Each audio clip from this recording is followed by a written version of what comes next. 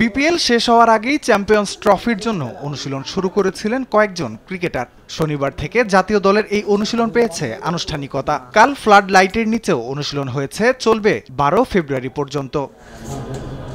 ICC champions ট্রফির মতো বড় টুর্নামেন্টের আগে প্রস্তুতিতে সন্তুষ্ট কিনা জানতে চাইলে আজ মিরপুরের সংবাদ সম্মেলনে জবাব দিয়েছেন হেড কোচ ফিল সিমন্স।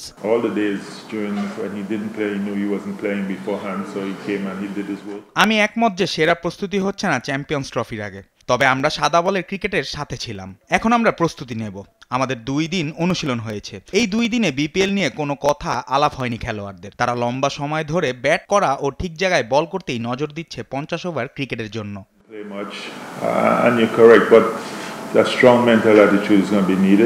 অবশ্য বিপিএল থাকায় প্রস্তুতির ঘাটতিকে বড় করে দেখছেন না কোচ। আসরের শিরোপায় চোখ রাখতে চান এই দল নিয়ে।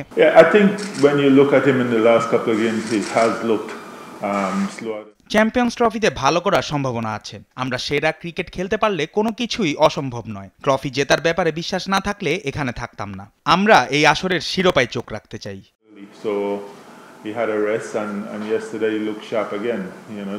আগামী 11 ও 12 ফেব্রুয়ারি অনুশীলন শেষ করে 13 ফেব্রুয়ারি দিবাগত রাতে পাকিস্তান যাবে বাংলাদেশ।